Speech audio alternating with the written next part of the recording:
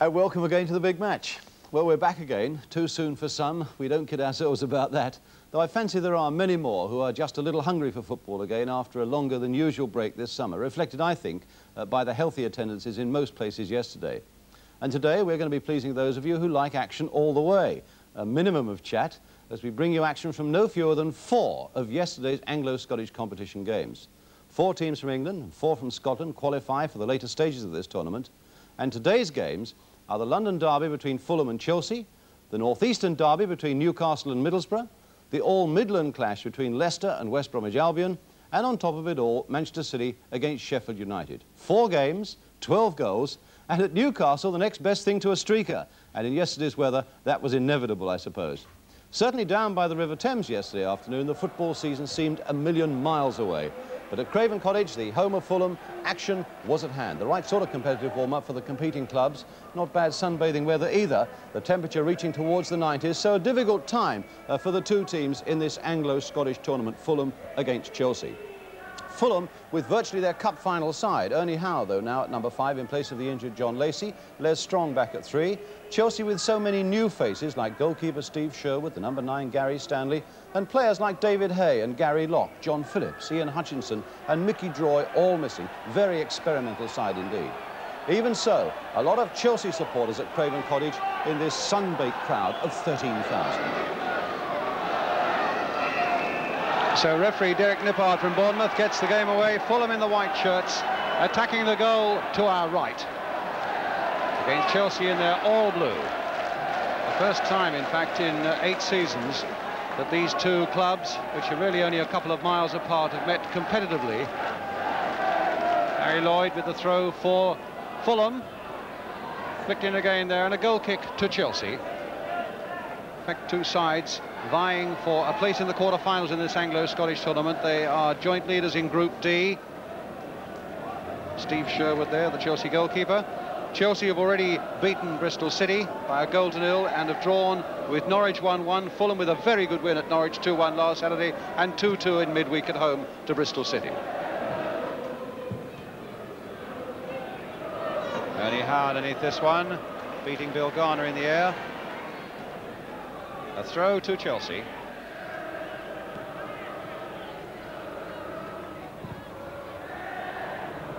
Barry Lloyd away as far as Wilkins.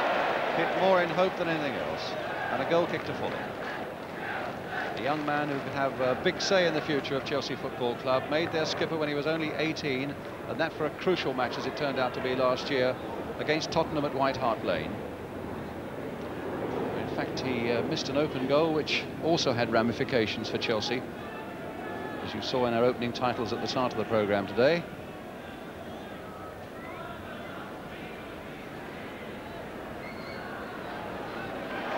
But away goes Charlie Cook. And a good strong shot, oh, and a good save by Peter Mellor. Look at the old Charlie Cook there, and Mellor knew all about it. Cook made a really good run there. A midfield player who doesn't really get his ration of goals, but he really was almost on target there. So a corner for Chelsea. Brian Basson will take it. Steve Wicks, the big number 5, has come up for it and is going towards him. Gary Stanley played back for Wilkins, and Basson caught offside. Maybe it wasn't Basson, maybe it was John Dempsey who'd gone up and hadn't got back quickly enough, yes.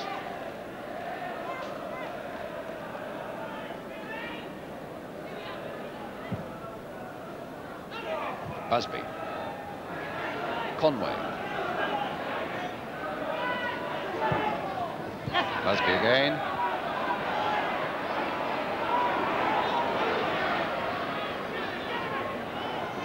Conway.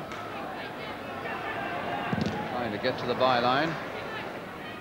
It's right there now, and that's not a bad cross either. Mitchell was right in there, and Barrett is in there too.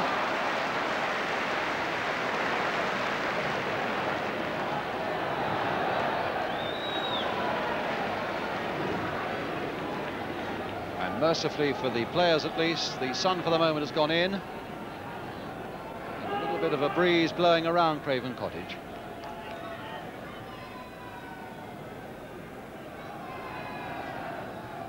More. And more again.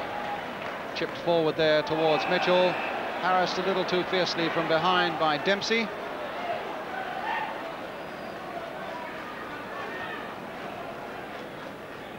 And so it's Fulham's free kick. Mullery and Barrett poised over it.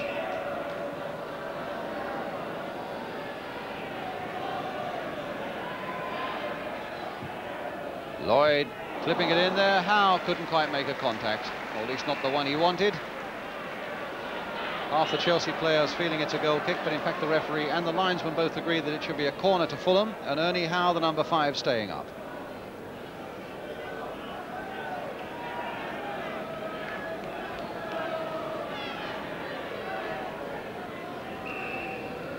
Well, the girls are really enjoying it here today in some rather revealing dresses.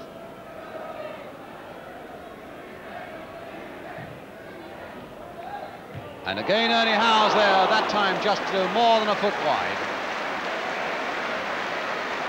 Getting a great round of applause from the crowd here, although before the start it seemed that there were certainly many more Chelsea fans here than Fulham. Sherwood with the goal kick.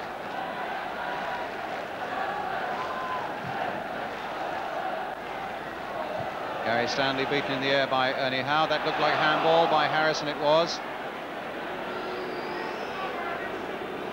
Ron Harris, who misses the start of the season next week because of suspension. Chelsea also, of course, today without the likes of Mickey Droy and David Hay as well. But a chance for them to blood even more young players, like Graham Wilkins, who got in there. Bobby Moore to Les Barrett. And away goes Barrett again. I think Harris half thought that was going to be out, and Barrett kept it in, and it was Dempsey's header that got it away for Chelsea. Basson. Moore covering the rear again for Fulham.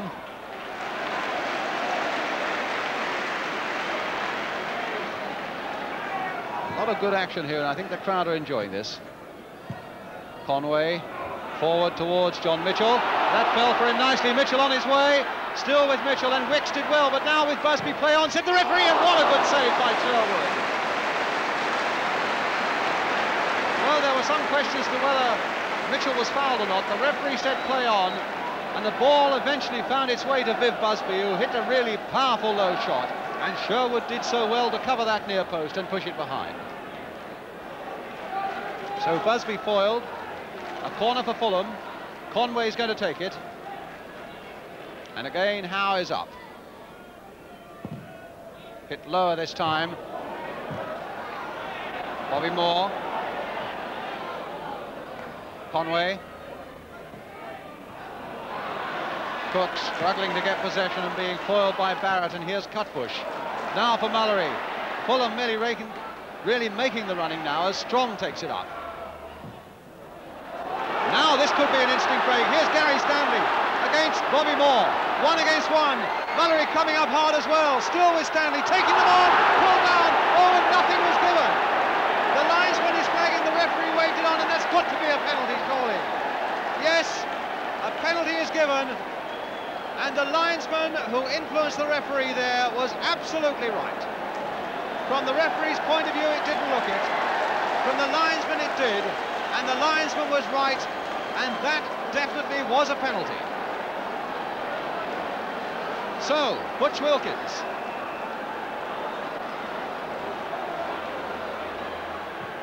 And a beautiful save by Peter Mellor. Flung himself across the goal, and Butch Wilkins' kick was safe.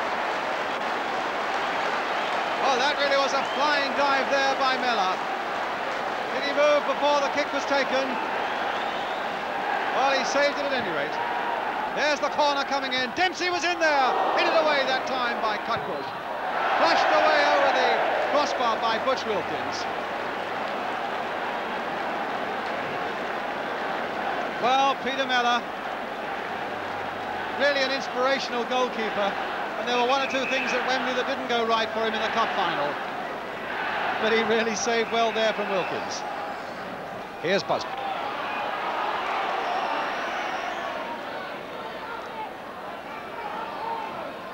Played on for Cutbush.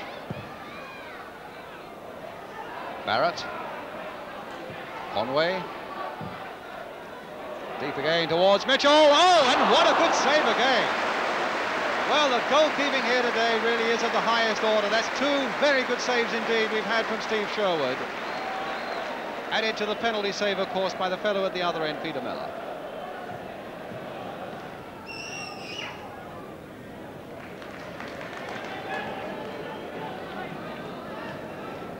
Garner with the throw. No, he's going to leave it for Charlie Cook.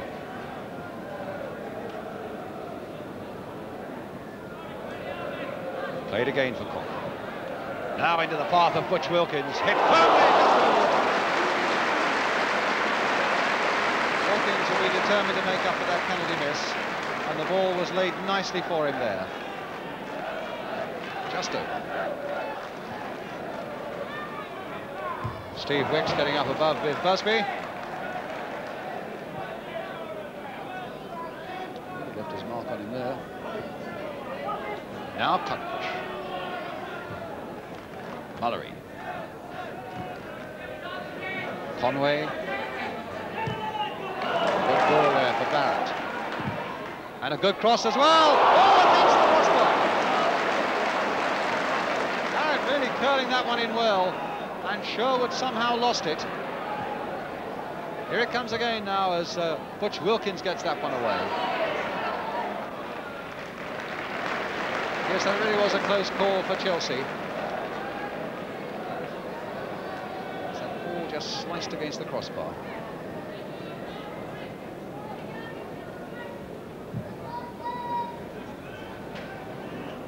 Howe's header. Basson, and now Harris. Time to consider all the possibilities and floats another one in. Towards Bill Garner, good play by him. Can Britain turn this back?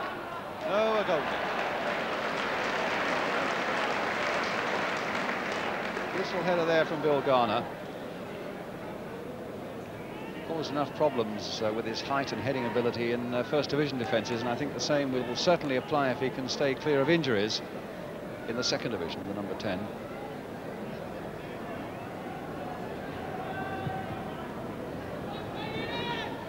Harris calling for it and getting it. Howe with the header for Cutbush.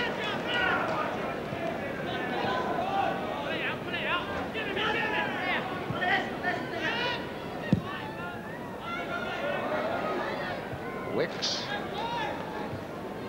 And Wilkins to Harris. Basson. Here's Les Strong. Moore. Played in again towards Mitchell. Now back for Busby. Hit first time. Another great save by Sherwood. But it's not away yet by any means. And a corner given. But Steve Sherwood really having a tremendous game in goal for Chelsea. Having lost John Phillips, their Welsh international goalkeeper, with a training injury, and he's going to be out for quite a few weeks at the start of the season. The fellow that they recalled from Brentford, where he'd been on loan, Steve Sherwood of 6'3", with limited experience, has really shown that he's got all that Chelsea need in goal. Great shot again by Busby.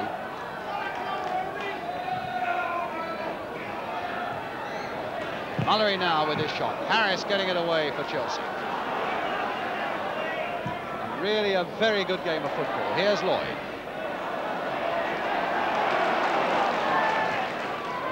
Sure, when the teams meet here, and I think it's in September they meet at Craven Cottage, it'll hardly be less competitive than this. Or do I mean it won't be more competitive than this, because this really is a very competitive game. Harris, good ball for Britain.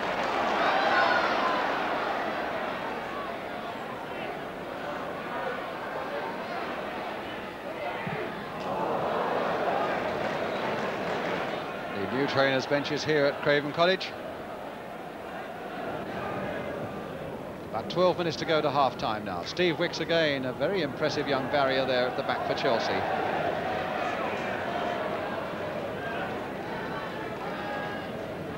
Certainly with the injuries and the departures from the Chelsea camp, there really are opportunities here for their younger players. There's a good ball, though, by Barrett for Cutbush for Fulham. He's beaten Garner. He's flicked it on again, this time for Conway. A nice little chip by him, and on the far side is Mitchell.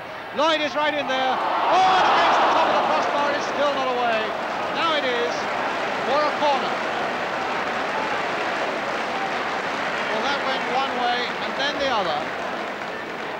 Finally glancing again off the top of that Chelsea crossbar. And away in the end for a corner. Conway with that corner. And it'll come again for Conway. A deep across this time, and Howe was right in there and he couldn't get above it. So Ernie Howe going back to defence in the side because John Lacey is injured.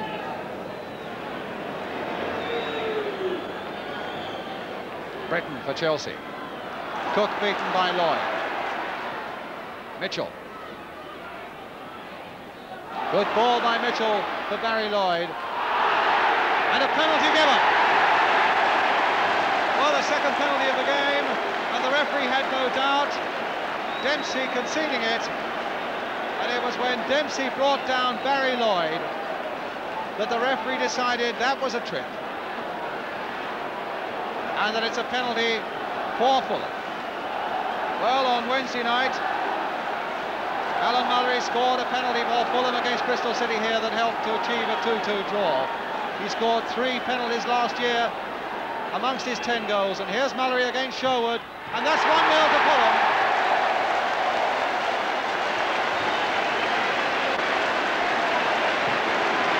Well, the perfect penalty kick by Alan Mullery. Calm assurance, and right in the corner. So on midweek, on Tuesday in fact, when he scored here against Bristol City, Mullery keeps that penalty record going. Fulham 1, Chelsea 0. And so far in this very entertaining game, it's a tale of 2 penalties, the one that Chelsea missed and the one that Fulham scored.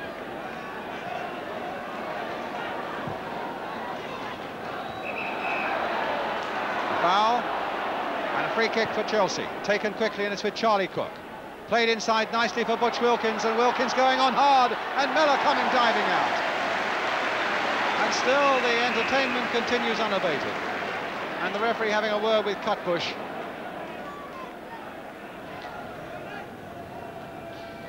Well, he's been in South Africa and Brazil this winter, but he was telling me before the game, of course, it was the winter there, which is just like a nice summer's day here, not quite like the heat that we've had the last few days here. In fact, I suppose for the likes of Bobby Moore and Alan Mullery, the last time they played in this sort of heat would have been in the World Cup in Mexico in '70.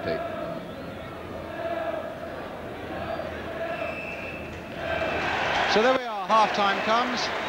The heat is on for Chelsea, losing by a goal to 0. That goal scored from the penalty spot by Alan Mullery, but a very, very entertaining first half here at Craven Cottage.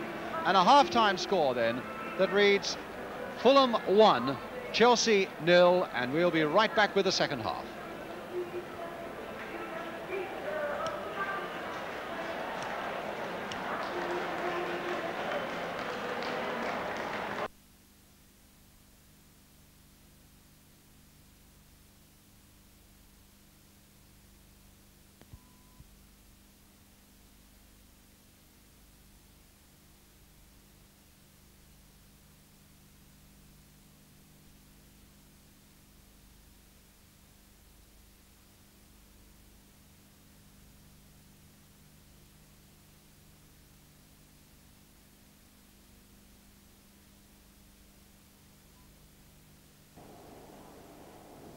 Fifteen-second roll to TX.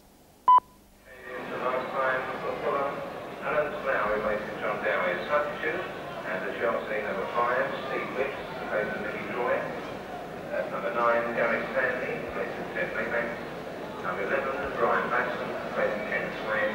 And the subject is Chelsea, Ted Maybank and Derek Wilson. And welcome back to Craven Cottage. As you can see, Chelsea have brought their number 12 on, Teddy Maybank. He's on in place of Bill Garner.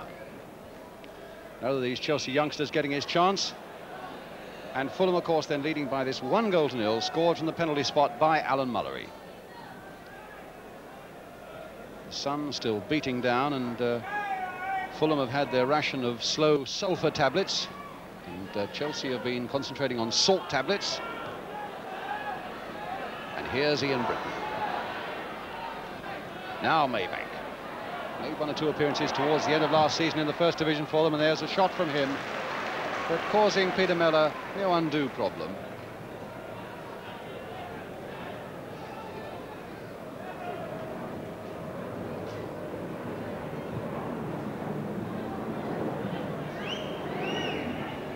Now Harris. Yes, an unfair challenge from behind by Strong on Brian Basson. And a free kick to Chelsea. And I noticed that Teddy Maybank is down as well. Now, what happened to him, I don't know, but he's having trouble getting up.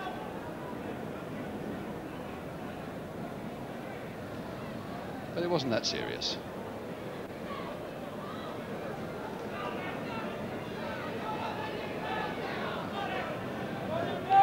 And away goes Chelsea. Maybank. Britton. Mullery. Oh, that'll fall for Maybank again, and he was able to curl one that time. Well, a good bit of quick thinking there. A bad pass that gave him possession. From Alan Mullery, in fact. Dempsey's header to Ron Harris.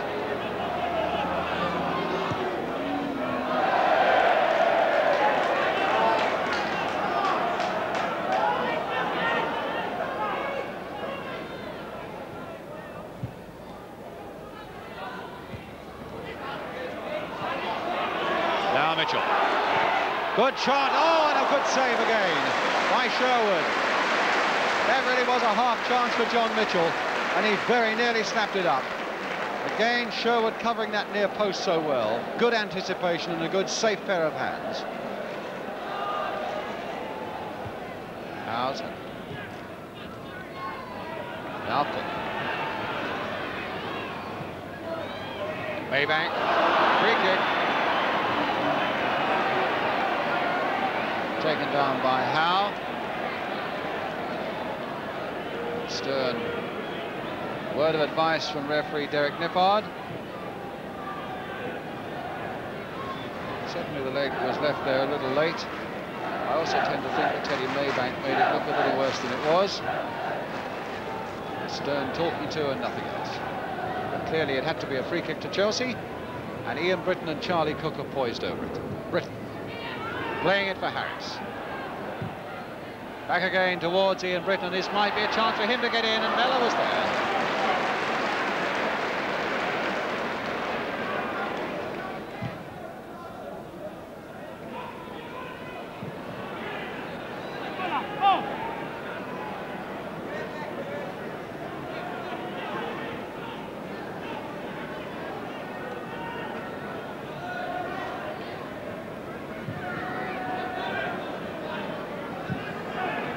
Strong,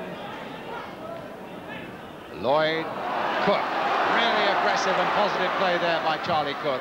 And a low cross slung in. Oh my goodness, how close! Maybank absolutely shaving the outside of that Fulham post with probably the best and most positive move that Chelsea have shown in the whole match. A great piece of aggressive football by Charlie Cook. The low cross slung into space, and Maybank was there filling that space. And first time grazing the outside of the Fulham post.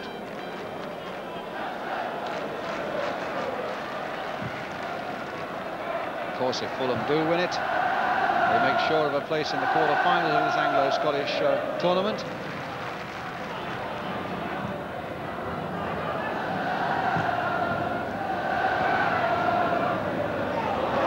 That'll fall for Ian Britton.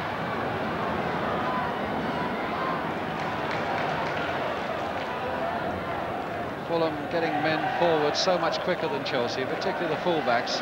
Very rarely has Graham Wilkins or Ron Harris been allowed the scope, or indeed shown the desire to come forward in the way that Cutbush and Strong have. But there's a fair-looking shot by Charlie Cook. In fact, a very good shot indeed by Cook. At the second long-range shot that we've seen from him in this game. Always going across that Fulham goal and about a yard wide.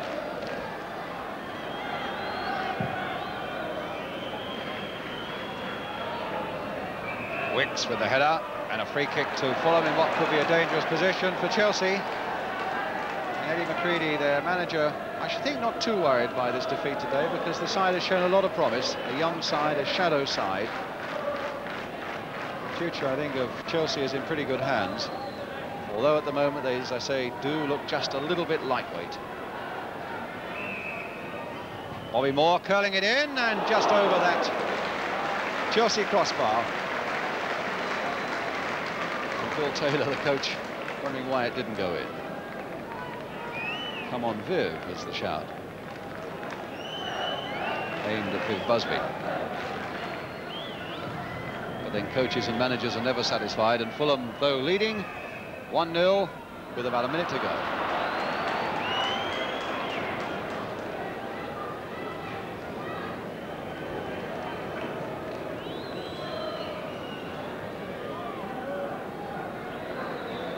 Moore with the free kick. Mullery.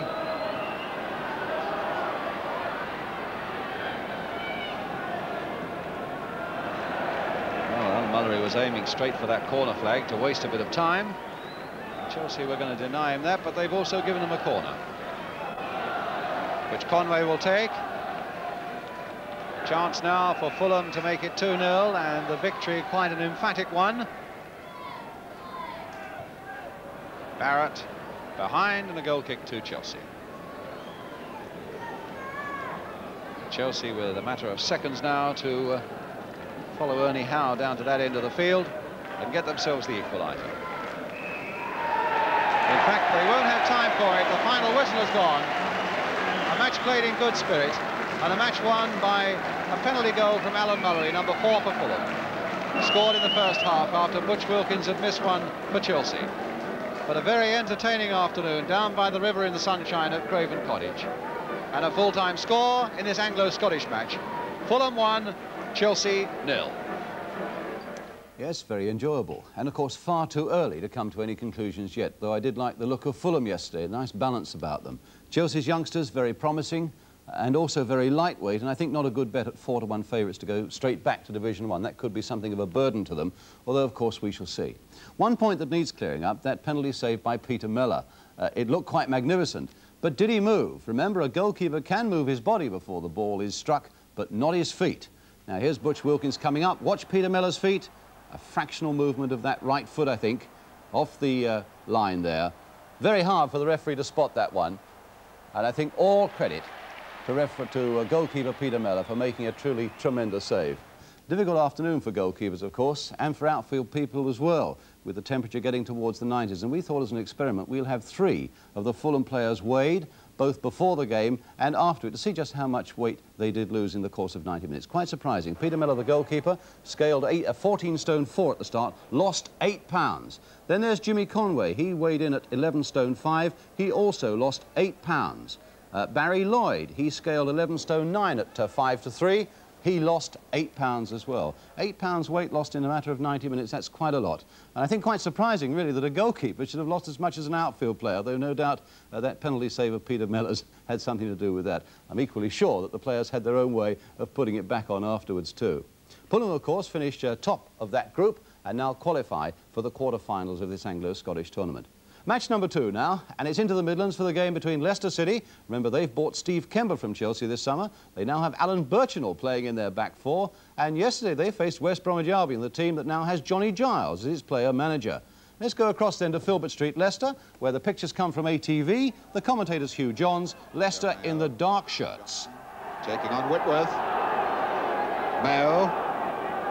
Johnson again. Cantello calling for it left side. Good ball for him. Shot on for Giles. Oh, yes! Johnny Giles! Well, well, well, that was a beautiful little bit of football. And that has delighted Johnny Giles. 4 minutes into the game here. John Giles, captain, manager, player for West Bromwich Albion. 1-0. The move combining Johnston, Mayo, Johnson finding Cantello. The nodded ball into the box. Giles, a very, very good shot. Robson. Dolph gave the ball away, so Nisbet will pick it up.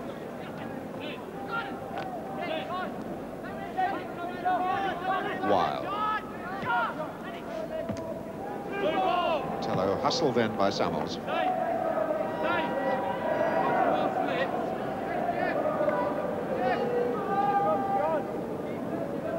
Players' jerseys already soaked in perspiration. Looking very much for a cool-off at half-time, but that's 20 minutes away. At least 20 minutes away. Birchinall now for Leicester. Kemba. Whitworth. Lee. Samuels. Now he finds Alderson. Good deep pass there. Against Robson. Looking for the shot. Hit it well. Fine reaction save. That was really first-class football. Beautiful midfield ball from Samuels, picking up Alderson. Takes on Thomas Robson and does him. And that left-footed drive was a cracker, to which Osborne reacts remarkably well. Samuels. Alderson. Whitworth. Now Robson. Oh, a bad one. Samuels. Alderson. Alderson trying to get in on that left foot again. And Lee! Lee snaps it. 1-1. 30 minutes into this first half. Bobley makes it 1-1. But the architect of the goal, undoubtedly, Brian Alderson, running well down the right side, trying to get the left foot shot in himself. Albion's defensive cover a little bit slow to spot the danger, and Bobley's in there. That big long leg of his goes out, and the equaliser in the back of the net.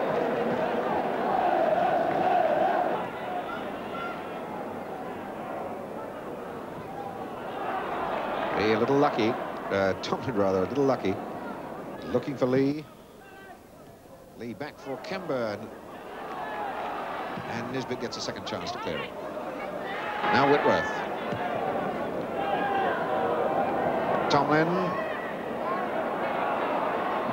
Good cross. Garland.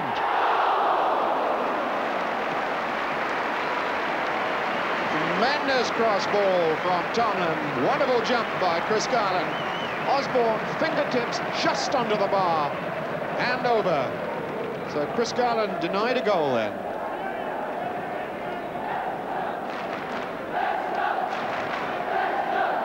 Heat of the day, a little tiredness I feel, allowing Tomlin to get the better of Nisbet. But Garland a very good jump, and it was just the last second that Osborne's fingertips denied Garland a goal. So Birchinall will get the corner. Oh yes, and it's in there, off Bobley. Well, that was real sadness then.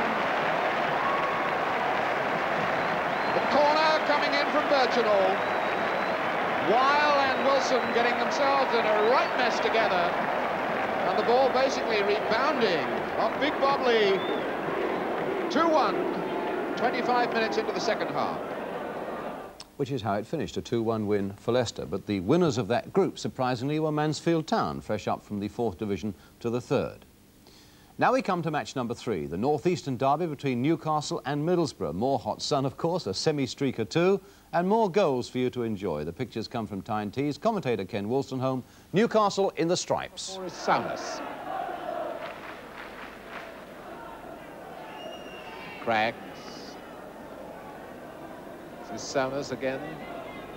Charlton, number 10. Somebody there, Willie, it's a goal. And once again, it seems slackness in the Newcastle United defence. Almost a fortunate rebound, and there the ball coming to Willie's feet. Well, he'd had one such opportunity before, but he made no mistake this time. Gowling. Well, Burns must have thought there was someone behind him. So, right. De Mills. And Charlton. That was a good save, a splendid shot and a splendid save. He really did hit it well, Charlton. He should never have had the chance, mind you, but he really did hit it well, and Mahoney would have had only a split second in which to see it.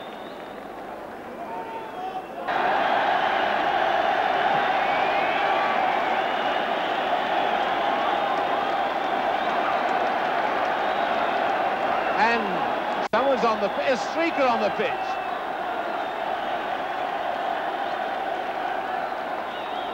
And the referee has got this, and he's appealing for a penalty, and I don't know what penalty he's going to get.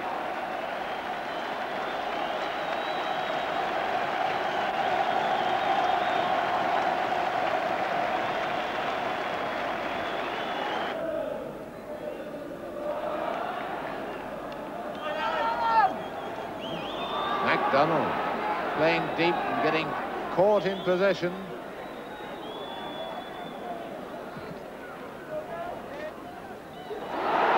Quick to Hibbett, and he scored. And that goal was made by the new man, Alan Gowling. When the ball came to him, he laid it off with his head, as he's done so many times in this match. And the man who was following up was Terry Hibbett. And so it's 1 goal each after 8 minutes of the second half.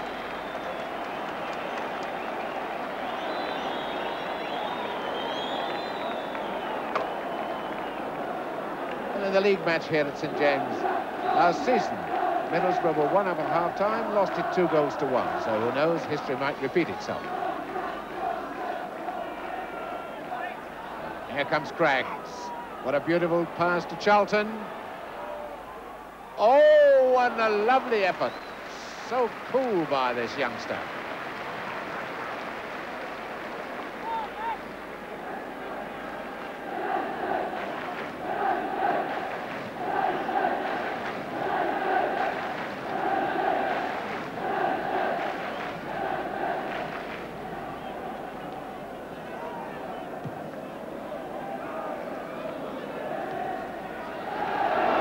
Once again running it in the air, trying to find Mickey Burns.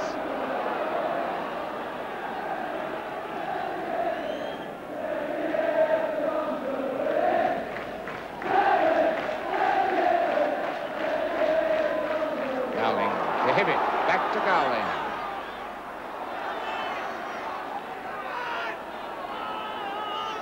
Kennedy. And Bruce, how unlucky. MacDonald has missed an open goal. And now Gowling has scored. And so Gowling has opened his account with Newcastle after 55 minutes. But what a chapter of accidents, mistakes and errors that goal was. As the ball coming across, hit the bar, MacDonald missed an absolute sitter. And when the ball finally did rebound from the crossbar, there was Alan Gowling. Soundness. This game has really bubbled up now, with Newcastle getting 2 in 3 minutes.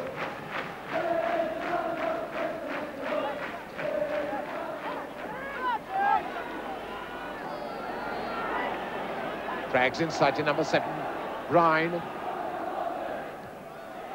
Really getting it back to Soundness.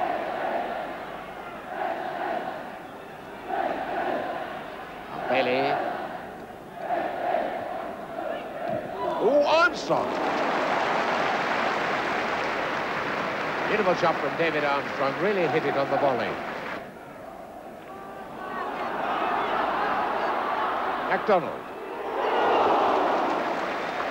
Well, he let that one fly, didn't he?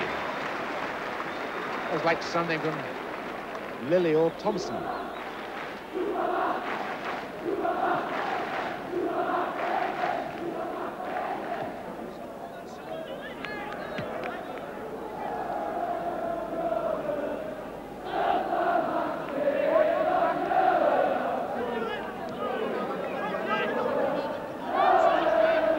Willie. Craggs. Corner kick given away by Howard.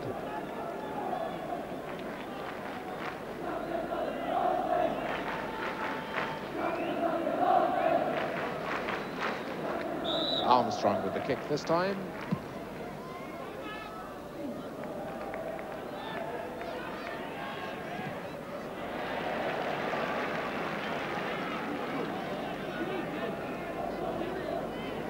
It's Charlton, Harry Charlton.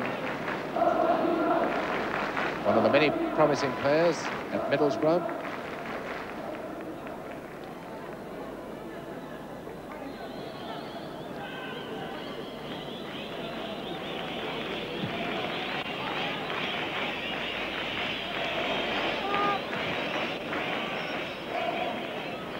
Smith, Armstrong.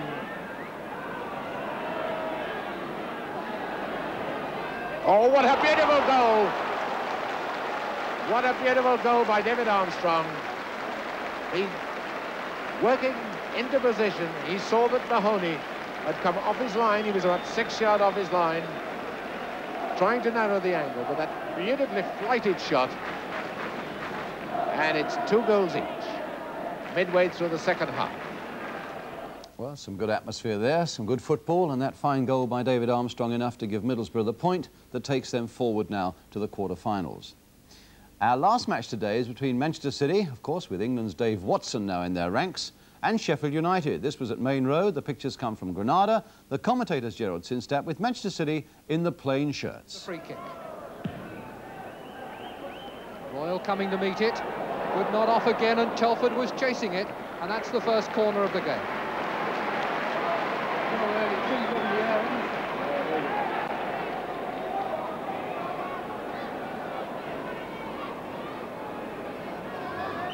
Stewart, number 11, with the corner. Coming right deep for Booth. Royal and Telford got the final touch.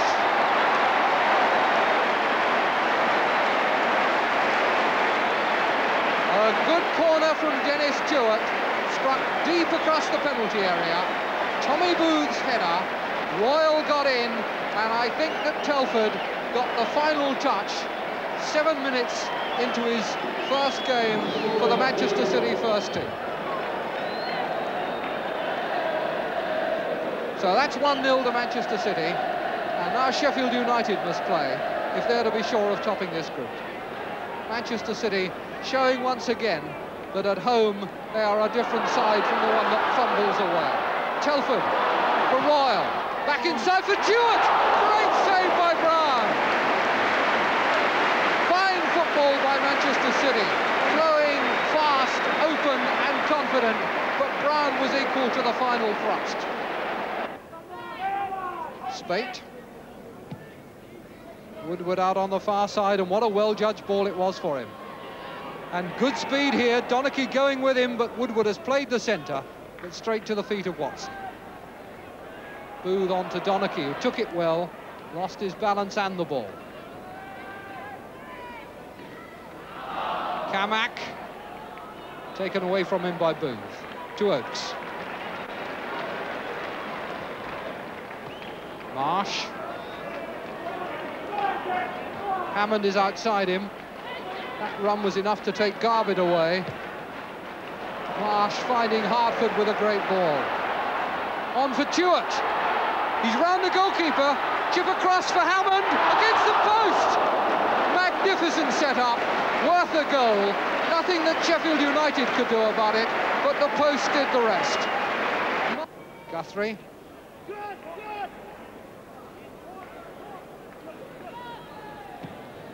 Guthrie delayed too long, gets another chance.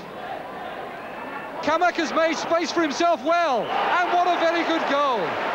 Now that'll be an error to be looked at by Manchester City, but the referee has disallowed it. Now what was that for, I wonder?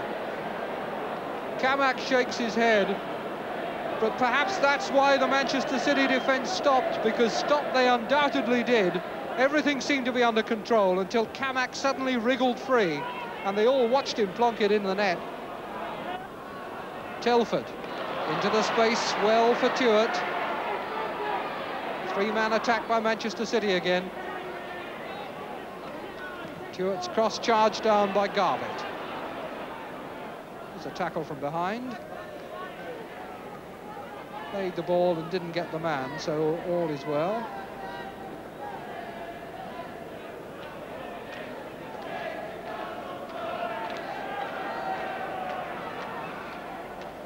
Marsh to Tuart. Tuart, a first-time cross. Royal! Off the post, and it's gone to Brown! He knew nothing about it, but he reacted brilliantly.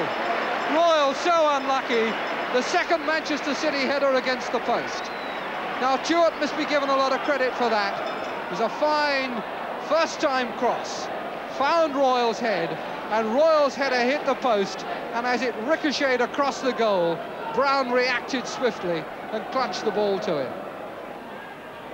Bradford dispossessed by Lehman, and he brings Lehman down.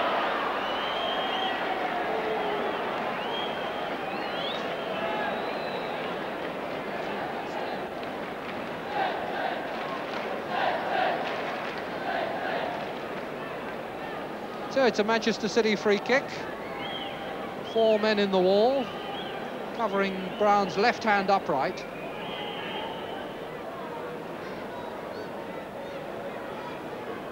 Two Manchester City men in the wall. Marsh steps over it, Hartford to Hammond. And there's a chance for Marsh. 2-0. Beautifully worked. And Rodney Marsh delighted. A very elaborate setup. Marsh dummying over the ball. It's then flicked wide to Hammond, and Hammond gets it round the wall, and Marsh makes the most of a deflection and just chips it over the goalkeeper. And that's now Manchester City 2, Sheffield United 0. Keith Eddy. Bradford. Hemsley.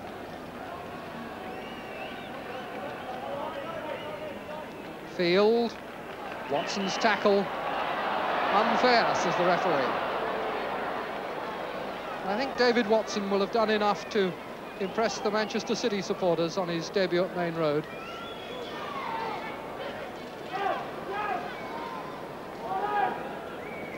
So that's Garbutt lining up as though to take the free kick, but it could well turn out to be Woodward, who is a fierce striker of a dead ball. They're complaining that the wall's not 10 yards back, and they're absolutely right. Field is complaining about Hartford. The referee is now having words with Hartford. It's got the wall lined up, and Hartford immediately comes out of it, and there's the shot in the net from Woodward. He is the most deadly striker of the ball. Magnificent right foot shot. The free kick was rolled no more than a yard, and although Hartford was aware of the danger, was coming out of that wall fast, Woodward was just too good and too accurate, either for Hartford or Corrigan. Donachie.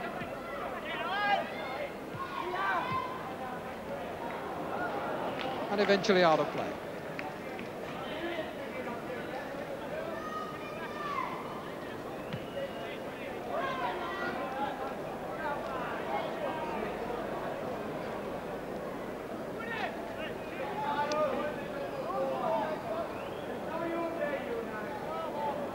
Well, the pace slowing a bit now. Manchester City, I think, probably content to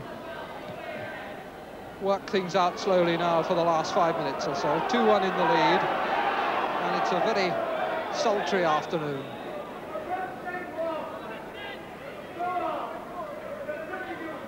And 42 league matches still to come. Long way to go until next April.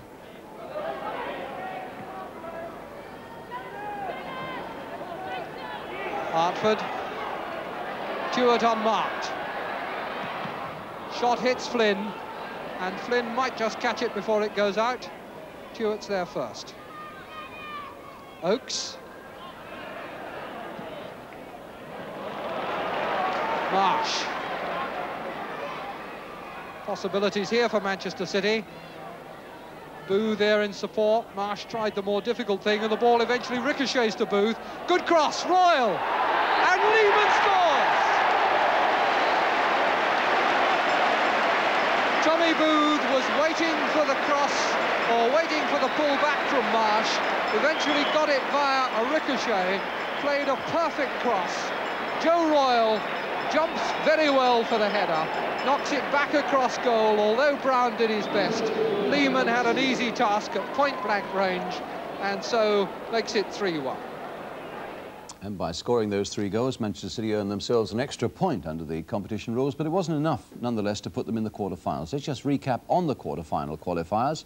In Group A, it's Middlesbrough. In Group B, it's Mansfield. Group C, in fact, it's Blackburn Rovers. And in Group D, as you know, it's Fulham. They join 4 teams from Scotland who meet in the quarter-finals in September and October, with a 2-legged final coming up in November and December. But next week, of course, the balloon really goes up with the start of the league season. And once again, the big match will be bringing you the best possible coverage. Remember, we're able to show you 3 matches every Sunday afternoon. And starting at 12:30 next Saturday, of course, in World of Sport, another season of our highly popular On the Ball programme. Such an important season for football for so many reasons, we should be in there digging out the good and the bad for you to form your own opinions. Plenty of good things yesterday, not least the form of Chelsea's young goalkeeper Steve Sherwood. Some really fine saves against Fulham, and in the end it took the Footballer of the Year to beat him from the penalty spot.